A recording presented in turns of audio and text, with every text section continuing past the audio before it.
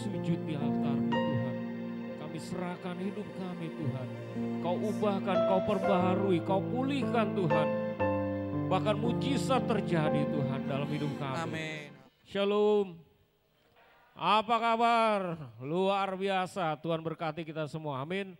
Kita lanjut ke tema kita. Yesus memberi makan 5.000 orang. Tapi tetap kalau yang nggak punya nasi di rumahnya lapor. Ini sama diaken yang pakai jas ini nih. Tanggung jawab. Jemaat nggak boleh tidak makan. Amin. Harus makan. Yesus ngasih contoh. 5.000 orang kelaparan. Yesus memberi makan 5.000 orang.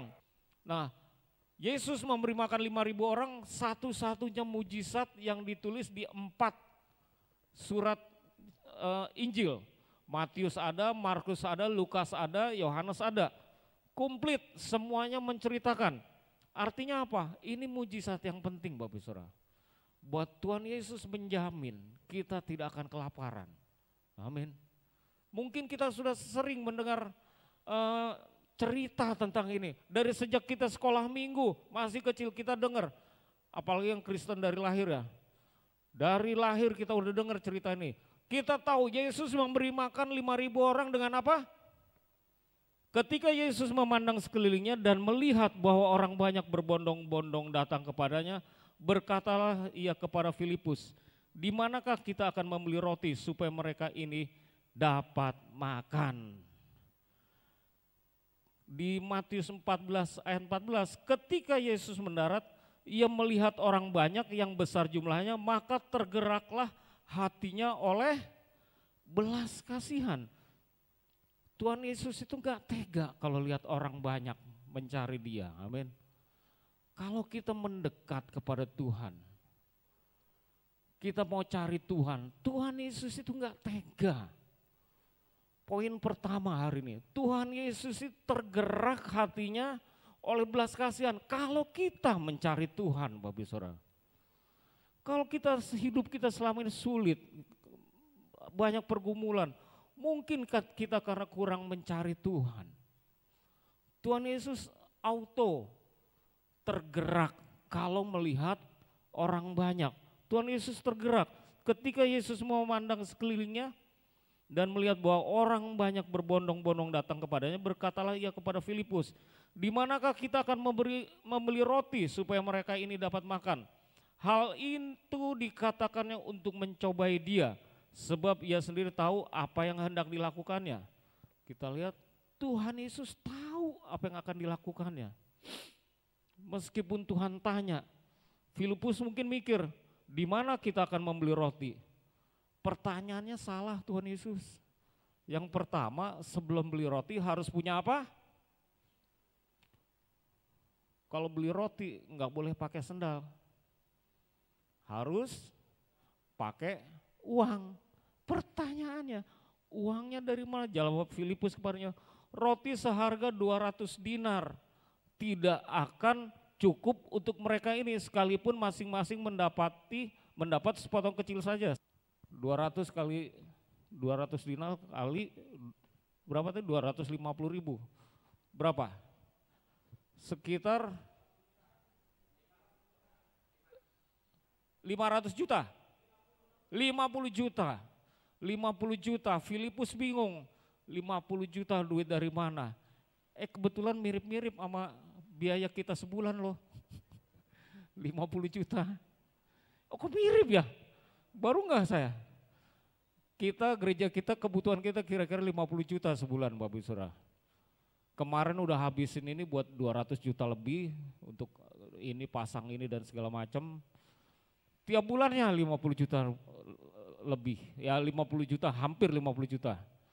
Filipus nanya ke siapa bendaharanya Tuhan Yesus siapa? Ada yang bisa jawab? Yudas, cepet. Kalau jawab Yudas, Filipus nama Yudas. Das, berapa uang kita? Ya kira-kira sih 5 juta. Hah? Lo kan kemarin 10 juta. Kok cuma 5 juta? Kan Yudas apa? Suka mencuri dari uang perbendaharaan, dari uang kas. Untungnya bendahara kita bukan Yudas, amin. Bendaharanya GBI Makorem bukan Yudas, orang yang takut akan Tuhan. Yudas nggak cukup, cuma 5 juta. Filipus bilang, wah 200 dinar tidak akan cukup. Sekalipun masing-masing mendapat sepotong kecil saja. Berikutnya, seorang dari murid-muridnya yaitu Andreas, saudara Simon Petrus berkata kepadanya, di sini ada seorang anak mempunyai 5 roti jelai dan 2 ikan. Tetapi apakah artinya itu untuk orang sebanyak ini? Orang-orang yang meragukan Injil bilang rotinya pasti roti besar-besar. Sehingga kalau dipotong cukup buat 5.000 laki-laki. Saya lihat ayat ini yang enggak ditulis di kitab-kitab lain tentang 5.000 orang ini. Anak ini adalah anak kecil, di bahasa Yunaninya pun ditulis Paidarion, seorang anak laki-laki kecil di bahasa aslinya. Artinya apa? Anak kecil mungkin gak bawa roti yang besar? Gak mungkin. Jadi yang dibawa memang roti kecil dan 5 roti jelai. Roti jelai itu seperti gandum, tapi yang kualitasnya di bawah gandum yang biasa dimakan oleh orang Yahudi. Ini adalah gandum yang paling rendah. Artinya rotinya orang miskin. 5 roti 2 ikan. Ikannya ikan apa? Ikan hidup enggak? Enggak mungkin, karena enggak ditulis bahwa Tuhan Yesus memasak. Jadi ikan yang dibawa ikan apa? Ikan yang siap dimakan. Ikan yang siap dimakan itu ikan apa? Ikan asin kali ya. Ikan asin atau acar ikar atau ikan apa gitu ya. Yang bisa dibawa oleh seorang anak kecil. 2 ikan 5 roti. Berarti bukan yang besar Bapak Ibu Saudara. Artinya bukan dari satu orang yang kaya. Saya kebayang Andreas mungkin udah nyari, wah Tuhan Yesus sudah mulai bilang kasih makan. Dia cari, dia tanya dari 5.000 laki-laki. 5.000 laki-laki, ada perempuan enggak? Lihat kanan kirinya sekarang, hitung jumlah laki-laki dan perempuan lebih banyak mana? Yang di depan boleh tengok belakang. Banyakan laki-laki atau perempuan? Banyakan perempuan. Jumlahnya berapa banyak? Kira-kira perempuan 2 kalinya laki-laki. Jadi kalau 5.000 laki-laki, perempuannya berapa? 10.000. Anak kecilnya berapa? Ada anak yang bawa 5 roti 2 ikan, berarti anak-anak ada. Kira-kira berapa? Ibu-ibu biasanya bawa anak-anak enggak? Makanya saya bingung kadang-kadang, ada Natalan ibu-ibu, ada Natalan anak-anak. Yang datang sama. Anak-anak pasti dibawa ibunya, ibu-ibu pasti bawa anak-anak juga. Kenapa enggak dibarengin? Ya tapi biar rame enggak apa-apa. Berarti yang datang kira-kira 5.000 laki-laki, 10.000 perempuan, anggap aja anaknya 5.000. Berarti 20.000. Luar biasa, Andreas bingung, dia cari cuma ketemu satu anak yang mau ngasih 5 roti 2 ikan. Yang lainnya pada bawa enggak? Saya curiga yang lainnya bawa sebenarnya. Bawa enggak yang lain-lain? Bawa, cuma yang mau memberikan cuma 5 roti 2 ikan cuma 1 orang anak kecil. Makanya Tuhan Yesus sangat menghargai anak-anak. Saya juga minta pelayanan buat anak-anak berikan yang terbaik. Karena apa? Banyak orang tua bermasalah karena apa? Waktu muda mereka tidak kenal Tuhan. Banyak orang muda bermasalah karena apa? Waktu remaja mereka tidak kenal Tuhan. Banyak remaja bermasalah kenapa? Karena waktu anak-anak mereka tidak kenal Tuhan. Maka mulai dari anak-anak. Banyak anak-anak bermasalah karena orang tuanya nggak kenal Tuhan. Ya berputar aja terus lingkaran setan. Maka kita putus. Mulai anak-anak lakukan yang terbaik. Ajar yang terbaik buat mereka. Amin. Hanya anak-anak yang memberikan 5 roti 2 ikan, yang lain gak memberikan. Tapi Tuhan Yesus menghargai. Kata Yesus, suruhlah orang-orang ini Orang-orang itu duduk, adapun di tempat itu banyak rumput, maka duduklah orang itu kira-kira 5.000 laki-laki banyaknya. Saya nggak tahu kenapa ada kalimat itu. Ini, adapun di tempat itu banyak rumput. Emang mau disuruh kasih makan rumput? Ya nggak tahu juga ini Yohanes kenapa nulis. Mungkin karena banyak rumput duduknya lebih nyaman, lebih empuk. Amin. Lalu Yesus mengambil roti itu, mengucap syukur dan membagi-bagikannya kepada mereka yang duduk di situ. Demikian juga dibuatnya dengan ikan-ikan itu sebanyak yang mereka kehendaki. Kita udah tahu banyak tentang cerita ini Bapak Ibu Saudara. Tapi perhatikan enggak, roti jelai Tuhan Yesus enggak rubah jadi roti anggur yang mewah. Amin. Tuhan enggak merubah. Agak bertanya saya, air Tuhan rubah jadi anggur. Jadi Tuhan gak ubah. Perhatikan gak? Tuhan gak ubah roti jelai jadi roti atau jadi daging. Tuhan gak rubah. Tuhan sanggup gak? Bahkan kalau Tuhan mau, batu bisa jadi roti gak? Bisa. Tapi kalau Tuhan mengubah batu jadi roti, itu menjawab godaan iblis kan ya. Waktu Tuhan Yesus dicobai 3 kali, ubahlah roti batu jadi roti. Tuhan tidak akan lakukan itu. Tuhan lakukan sesuai kebutuhan. Air jadi anggur karena waktu itu dibutuhkan anggur. Roti jelai cukup untuk bikin kenyang, maka Tuhan tetap pakai roti jelai. Jumlahnya yang Tuhan perbanyak, sebanyak yang mereka kehendaki. Udah roti cuma sedikit dipotong-potong, tapi orang bisa makan sampai kenyang. Dan setelah mereka kenyang berkata kepada murid-muridnya, kumpulkanlah potongan-potongan yang lebih supaya tidak ada yang terbuang. Tuhan tunggu sampai orang kenyang, amin. Kalau Tuhan bekerja tidak setengah-setengah, amin. Sampai mereka kenyang. Tuhan gak bilang selesai tidak selesai dikumpulkan.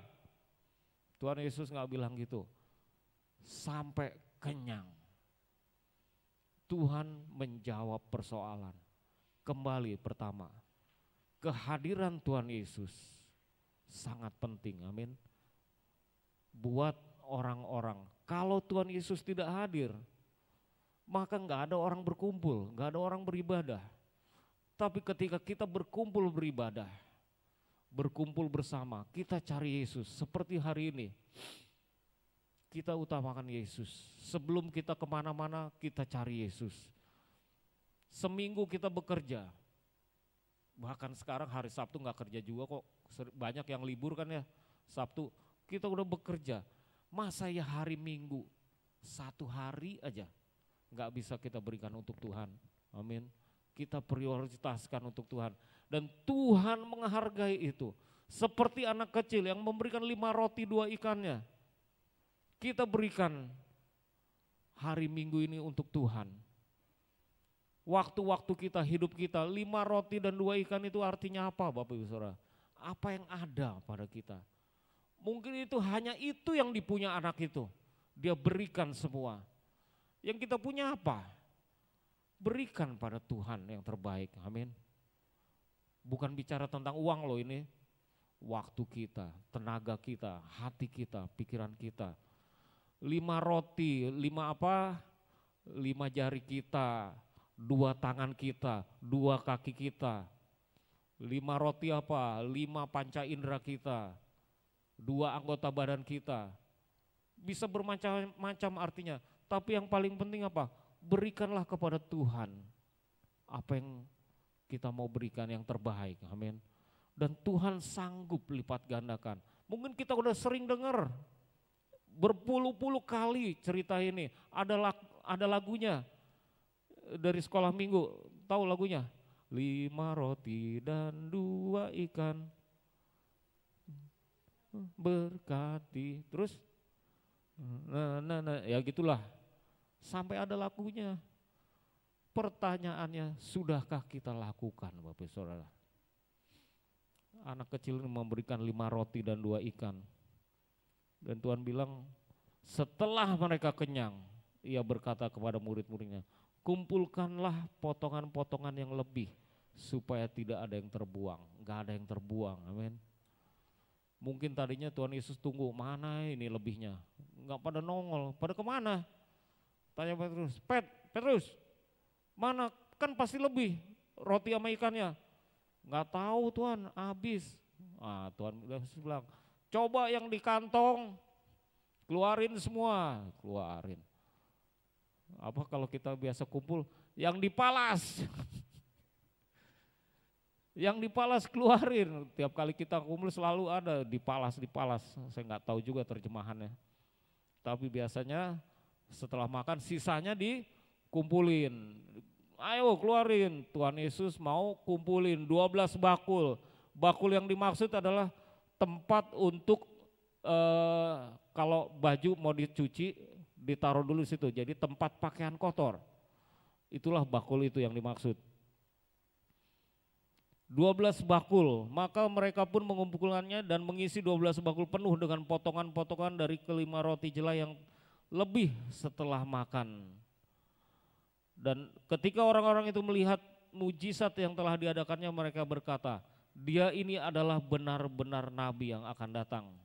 Karena Yesus tahu bahwa mereka hendak datang dan hendak membawa dia dengan paksa untuk menjadikan dia raja, ia menyingkir pula ke gunung seorang diri. Tuhan Yesus tahu waktunya belum tiba. Orang-orang mau paksa dia jadi raja, Tuhan Yesus menghindar. Kenapa? Kalau Tuhan Yesus jadi raja, mereka jadikan raja, kerajaan Romawi marah enggak? Pasti marah. Akan terjadi pembantaian lagi atas bangsa Israel. Tuhan enggak mau itu terjadi sebelum waktunya tiba yang Tuhan rencanakan. Segala sesuatu tepat pada waktunya, Tuhan akan melakukannya. Kalau belum waktunya, Tuhan tidak akan kerjakan. Hari ini kita belajar, jangan khawatir. Amin. Selama Tuhan Yesus hadir, kita menyerahkan hidup kita buat Tuhan, Tuhan pasti kerjakan. Amin. Jangan khawatir, kekhawatiran adalah seperti kita menyembah kekhawatiran kita. Ketika kita khawatir, kita menyembah masalah kita. Ketika kita takut, khawatir, kita sedang menyembah persoalan kita, menyembah penyakit kita. Dan kita akan tunduk di bawah masalah-masalah kita. Maka Tuhan bilang menyembah Tuhan. Lagu tadi, sujud di altarnya, ku bawa hidupku. Sujud. Sujud itu gimana? Orang sujud gimana? Saya kasih contoh. Cuma saya agak susah bangunnya. Kalau orang sujud, ini apa? Namanya berlutut. Kalau sujud sampai kepala ke lantai. Nah, kalau kepala di lantai, otak kita lebih rendah dari hati kita. Pikiran kita tunduk kepada iman kita. Pikiran kita tunduk kepada siapa penguasa hati kita. Maka biarlah Yesus yang berkuasa di dalam hati kita. Kita tundukkan pikiran kita, percaya pada Tuhan, menyembah Tuhan, lalu kita bisa bilang sujud di altarnya, amin.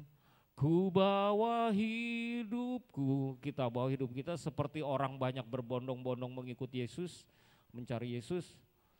Ku terima anugerahnya, terima keselamatan dari Tuhan. Dia ampuniku, dia bebaskanku, percaya sama Tuhan. Kalau Ayub aja bulan lalu kita pelajarin, mendapat pencobaan yang begitu luar biasa. Tuhan di sini katakan waktu bicara kepada Filipus, di mana kita akan membeli roti supaya mereka ini dapat makan, hal itu dikatakannya untuk mencobai dia, sebab ia sendiri tahu apa yang hendak dilakukannya. Tuhan tahu apa yang akan dilakukan. Apapun yang terjadi dalam hidup kita, selama kita menyerahkan kontrol kita kepada Tuhan Yesus, Tuhan tahu apa yang harus dilakukannya. Amin. Dia nggak pernah terlambat, dia nggak pernah salah, dia tahu jalan yang terbaik. Masa depan serahkan pada Tuhan, amin. Tidak usah takut, percaya pada Tuhan. Dan Tuhan sanggup melakukan yang terbaik dalam hidup kita. 5 roti 2 ikan dia bisa jadikan untuk makan berapa orang? 20.000 orang. Amin. Hari ini punya nasi berapa, beras berapa liter di rumah? 5 liter dan 2 ikan. Wah, itu udah banyak. 5 liter itu cukup berapa hari? Berapa hari, Bu? 5 liter. Lama kan ya? 10 hari? Saya nggak tahu. 5 liter dan 2 ikan, wah luar biasa. Ikannya ikan gabus loh, ikan. Ya, Tuhan sanggup lipat gandakan. Tidak ada yang mustahil. Amin. Mujizat terjadi, pemulihan terjadi, apalagi mau apa aja terserah. Naik gaji terjadi, amin. Dagangan laris terjadi, yang dagang bisnis, profit, cuan yang banyak terjadi, tinggal namanya terjadi kok, gampang, amin. Berjalan bersama Tuhan, Tuhan sanggup melakukan. Amin. Saya percaya kita akan diberkati semua. Percayalah. Sama-sama katakan bersama saya. Tuhan Yesus baik. Saya diberkati. Saya menerima mujizat. Saya sehat. Saya sembuh. Saya sukses. Saya berhasil. Amin. Haleluya. Kita bangkit berdiri. Kita akan